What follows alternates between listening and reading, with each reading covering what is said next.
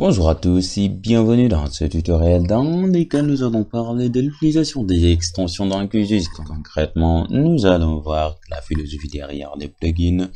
Ensuite, je vais vous parler de comment accéder aux gestionnaires de plugins, comment les installer, comment rechercher et filtrer d'abord, et ensuite comment les installer, puis on verra des exemples de plugins populaires. Et peut-être je vais vous donner quelques conseils pour faire de bons choix de plugins qui conviennent le mieux aux besoins spécifiques de l'utilisateur et pour éviter les plugins qui peuvent être obsolètes ou non fiables. Le système de plugins de QGIS permet aux utilisateurs de trouver et d'installer facilement de nouvelles fonctionnalités et outils pour étendre les capacités de l'application comme son nom l'indique. Donc après, peut-être vous-même, vous pourrez après ça expliquer aux débutants comment trouver et installer des plugins ainsi que donner quelques exemples de plugins populaires qui peuvent être utiles comme je le fais avec vous.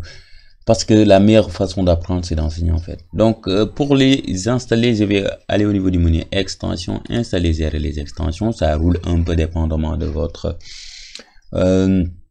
la puissance de votre ordi, mais il faut activer votre connexion internet, par exemple votre Wi-Fi ici, pour que vous puissiez installer de nouvelles extensions et mettre à jour vos extensions. Donc ici, il y a une interface.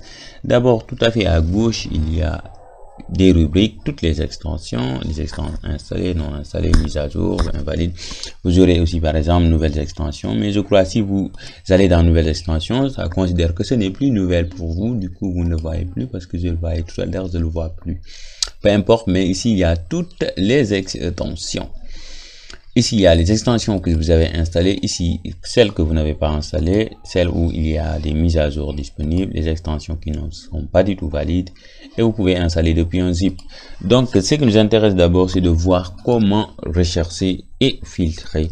Donc, on peut faire une recherche par mots-clés simplement. Par exemple, le mot-clé étiquette. Mais là, il faut comprendre qu'il est préférable de faire ces recherches en anglais comme on le voit ici. Ici, étiquette, ça veut dire tout simplement mot-clé, en quelque sorte, tag, les tags, comme les hashtags. Donc, par exemple, je peux tout simplement choisir filter labs, ou bien tag, je fais filter, ça fait labels. Donc, ça veut dire que ici, je choisis labels, annotation to labels, ou bien j'enlève le mot tag. Parce que quand tu mets tag, ça veut dire qu'obligatoirement, il doit y avoir le mot labels sur cette extension. Alors que peut-être quelqu'un d'aussi fou que moi peut créer une extension qui concerne les extensions, qui concerne les étiquettes, sans pour autant mettre ici labels. Du coup, c'est un peu problématique. Donc, moi, je préfère pas ici tag, donc je l'enlève. Je mets tout simplement labels, tu vois. Donc, ici, toutes ces extensions parlent de labels, c'est-à-dire les étiquettes. Par exemple, une extension que j'utilise et sur laquelle j'ai fait un tuto, c'est cette extension extrêmement intéressante qui n'est pas si populaire que ça quand même. Voilà. Vous verrez, ça permet de désactiver, activer les labels. Et moi, ça me fait gagner un temps fou. Donc, on peut rechercher également par d'autres mots-clés pour voir, par exemple, basemap, mais il est préférable de rechercher en anglais basemap, c'est-à-dire les fonds des cartes. Bon, donc, on peut rechercher, par exemple, par catégorie. Je l'ai fait, étiquette, c'est catégorie, ou bien vecteur, pour voir. Donc, une catégorie, on peut rechercher par zone géographique. Sénégal, il n'y a rien. USA. Maryland, Queensland, je vois vraiment Queensland, ils sont vraiment chauds. Q vegetation, voilà, the plugin rules Queensland vegetation management data. Grec, est-ce qu'anglais grec, voilà, Geometric Basin Analysis Toolbox, qui est pour la Grèce, et aussi les bassins versants pour la Grèce. Voilà un peu ça. On peut également rechercher waterset, on peut rechercher par exemple climate, on peut rechercher par exemple rain pour la pluviométrie, vegetation pour la végétation, soil pour les sols, FAO par exemple, je vais voir, il n'y en a pas. Ok, OSM pour OpenStreetMap et j'en passe. Voilà, maintenant comment installer une extension? Je vais trouver une extension au hasard. Tada! Par exemple, je prends Invisible Layers and Groups. J'avais déjà fait ça. Make some layers and groups invisible. de QGIS Layer 3. Je vais essayer ça, installer. Normalement, ça doit pas prendre du temps si vous avez une bonne connexion internet. Alors comme moi, j'ai une connexion caméléonique. Ah bah, ça prend du temps là. J'aime pas du tout ça. Ok, ça passe. 100%. Donc l'extension a été installée. Après, je vais vous montrer où est-ce que vous pouvez trouver cette extension. Ça va dépendre quand même. Là, pour bien le comprendre, il faut s'y réfléchir sur comment on fait des plugins. Peut-être là, souvent, il peut te donner, dire là où ça se trouve. Update, use proxy model, là, c'est le changelog, c'est-à-dire les différentes versions. Donc, il n'y a aucune information, par exemple. Et bah, ok. Passe d'accueil, Catchman, interface Catchman. Ok, je voulais voir là aussi ça va être, mais bon, après on pourra voir ça. Autre chose qui est important à savoir, c'est comme je vous l'ai dit, au-delà de l'installation, comment vous allez faire pour